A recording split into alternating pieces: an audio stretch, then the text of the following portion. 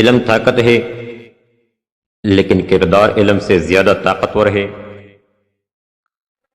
مستقبل کی پیشن گوئی کرنے کا بہترین طریقہ اسے تخلیق کرنا ہے۔ یہ بالکل یقینی ہے کہ خدا موجود ہے۔ آپ کے ماضی سے حال ابھرتا ہے اور حال سے آپ کا مستقبل جنم لیتا ہے۔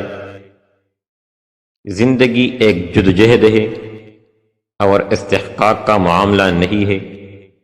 یہ دنیاوی اور روحانی دنیا کے بارے میں کسی کے علم کے سوا کچھ نہیں ہے۔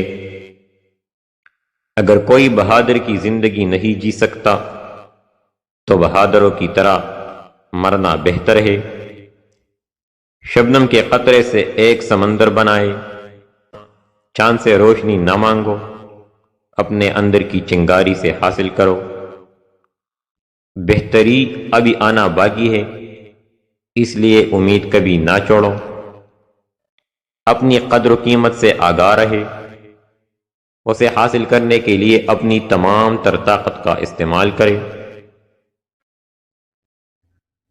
انسان تب غم کا سامنا کرتا ہے جب وہ ہر چیز کے سامنے آنکھیں بند کر لیتا ہے۔ ہر وہ چیز جس سے وہ بھاگتا ہے، ہر وہ چیز جس سے وہ انکار کرتا ہے، اس کا مقابلہ کرے، تب آپ کی زندگی میں غم نہیں آئیں گے۔ گنہگار کی عاجزی عبادت گزار کے غرور سے بہتر ہے۔